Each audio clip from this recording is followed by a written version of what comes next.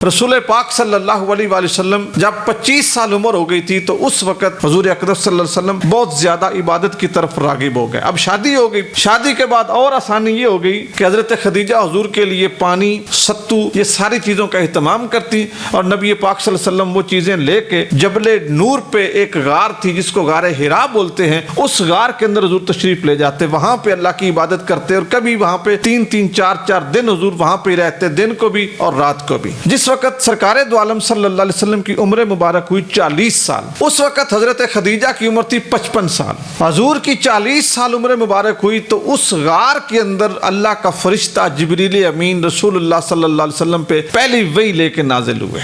اقرا بسم ربک الذی خلق، اقرا وربک الاکرم الذی علم بالقلم علم الانسان ما لم یعلم.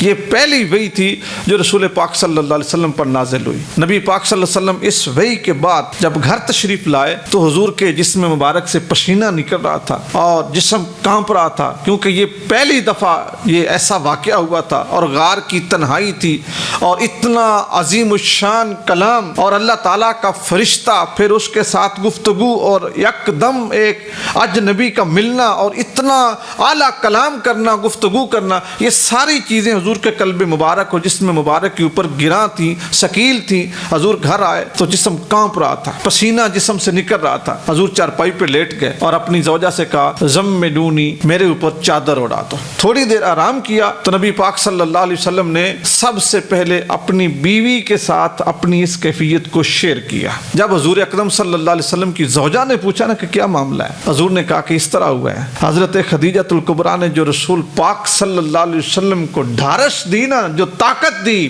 اس طاقت کو رسول اللہ ساری زندگی نہیں بھولے. حضرت خدیجہ نے کیا کہا میرے سرتاج آپ پریشان نہ ہو. کیوں؟ آپ یتیموں کے والی ہیں، آپ بیواؤں کے والی ہیں، آپ غریبوں کے والی ہیں، آپ فقیروں کے والی ہیں، آپ مسافروں کے والی ہیں، آپ بیوہ عورتوں کے سر پہ ہاتھ رکھتے ہیں، آپ سب کی دستگیری کرتے ہیں. اللہ کے رسول آپ کا نقصان نہیں ہوگا، آپ کا رب آپ کی حفاظت فرمائے گا. یہ پہلا دلاسا تھا جو بیوی کی طرف سے ملا. رسول اللہ صلی اللہ علیہ وسلم زندگی بھر اس دلاسے کو نہیں بھولے. جب حضرت خدیجہ کے انتقال کے بعد بھی رسول اللہ ان کو یاد کرتے نا، اور بڑے عرصے بعد یاد کرتے، بڑے عرصے بعد، یہاں تک کہ جب ان کی بہن جن کا نام حالہ تھا وہ حضور کو ملنے آتی نا تو حضور ان کے قدموں کی آواز پہچان جاتے، کہتی اللہم حالہ اللہم حالہ، کہ یہ حالہ آ گئی ہیں. تو جب وہ حضرت حالہ بھی آتی تھی نا تو حضور اکرم صلی اللہ علیہ وسلم کو حضرت خدیجہ یاد آ جاتی. تو بڑا عرصہ گزرا، حضور تعریف کرتے تھے. ایک دن حضرت عائشہ صدیقہ نے کہا کہ یا رسول اللہ آپ اس بوڑھی قریش عورت کو نہیں بھولے. نبی پاک صلی اللہ علیہ وسلم نے کیا